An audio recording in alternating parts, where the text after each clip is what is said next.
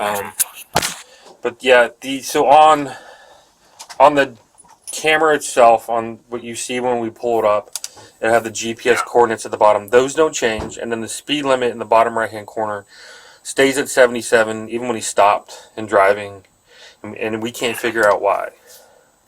Okay. So it could be a couple of things with the GPS.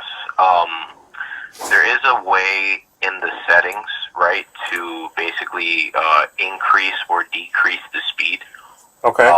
But since you're telling me that the coordinates don't change at all, that could just be something with the firmware on the camera. I'm not sure, I'm not sure if his has been, updated to a newer version or anything like that, but that could just be an issue with the firmware. Maybe it just hasn't been updated in a while, and it just gets stuck on, whatever miles per hour or coordinates are like whatever it's set to basically in the settings, which can be adjusted possibly with the speed adjustment. Okay. Because the date and time looks like it's all point. It's all good. Yeah. Yeah. Okay. So yeah, that could just be a firmware issue. We could also try. Playing the video on a updated version of the GPS player, maybe to see if it if that stays the same or if it fluctuates in the video. Okay. That with the GPS player, that might give you a more accurate speed and coordinates. Okay. So we could try that. As well. We could try, instead of whatever media player was being used, we could try it on the GPS player and see if it readjusts or anything like that. Is that downloadable from y'all, or is that something I have to come up and do? Yeah, that's something you can download. You can get on our website. It's an app that we have available. Okay. For those models that have the built-in GPS. Okay. And then it'll give you it'll show like a map of where he drove as well. Okay. On the top right corner. Awesome. So we can try that as well to see if that makes a difference. The other question was about the video, like not showing a few seconds before the incident. Yes. Correct. So with these cameras, they have a built-in G sensor.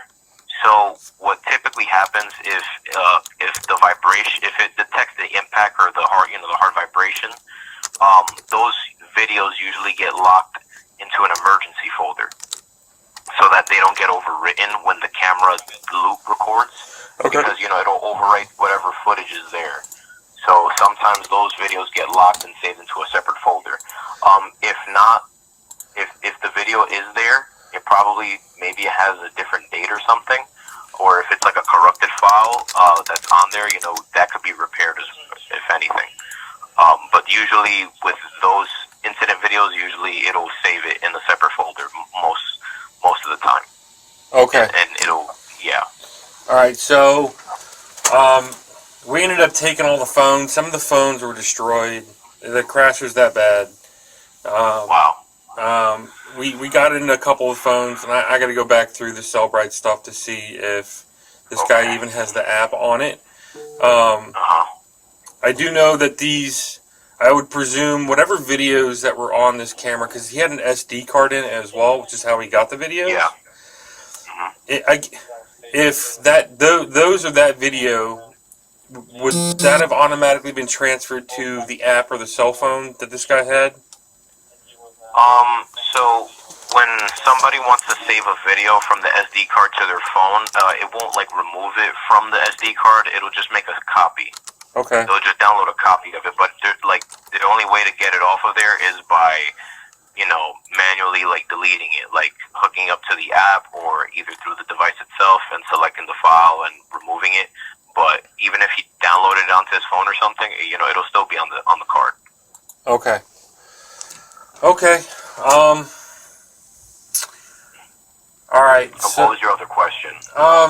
So we talked about GPS. We talked about the speed. Like I said, the GPS doesn't change. The speed limit doesn't change.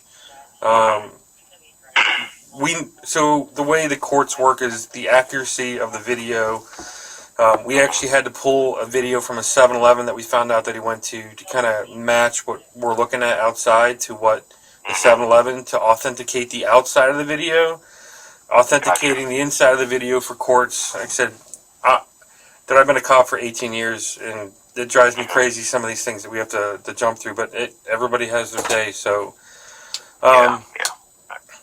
I guess that should be good enough for now, and I will tell my Commonwealth attorney. Are you the guy that I'm going to be talking to if this comes to I need somebody for court? I'd have to talk to my boss about that. Honestly, I'm not sure. We've never really had any situations like this in the past. So I'm not sure how that would work. So I'd have to speak to my boss and let him know what's going on so that he's aware. And I guess wait for him to approve of anything before proceeding. So, like I said, my goal through all of this is that the conversation that we're having now should be good enough to tell the CA that this is how this works. But there are some times that the defense likes to make us jump through loopholes. Any weak argument to and they're not wrong, especially when it comes to somebody being able to look at their accuser in court. Well, the accuser in this case, unfortunately, is a camera, and the courts need to know how the camera works and why the camera's working a certain way. And I'll make the phone call today. Is this a good number I can call you back on? Yeah, this is my direct line. I'm available until you can call me until 5:30ish p.m. All right. Yeah, it probably won't be today. I'll see. We'll try and correspond via email. Is it the email that I just been sending you back on? Is that good to go? That's my email too. Okay. The one that I respond to. Yes, that's my email. So if anything, you can call this number, leave a voicemail, and I'll get back to you as soon as I can. Okay. Or just send me an email like, hey John, I called you. Can you give me a call back? Whatever. That's fine. I'll get back to you. As soon as I can. So. Awesome. Well, thank you very much for reaching out and giving me a phone call. I will. Absolutely. I said it's unfortunate that this is the world that we live in, and that we have to go down this route. But I'll put it this way: without your camera, we wouldn't have been able to take this guy off the streets. It just would have been a simple crash. And once we saw the camera footage, it started doing a history dump and going back through this guy's history about abuse. And like I said, we ended up interviewing 3 of the kids. The children were like, we refuse to get in the car with him. He drives into oncoming traffic to scare us, to get us doing what he wants us to do. And then people just started coming out of the woodwork about, hey, I won't get in the car with that guy. He's driven in oncoming traffic before. I mean, it's insane. I've never worked a case like this before. But this is what we do, and it's unfortunate. But I do appreciate your time, and I'll reach out to you sometime in the next few days, okay?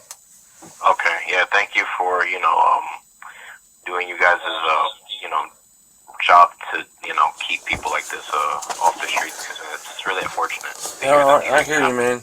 It's heartbreaking. Yeah, thank you again. Mm-hmm. All right, you take care. Man. If anything, just give me a call, or you can email me. Will do. Right. Thank you, John. All right, sir. Take care. Bye-bye.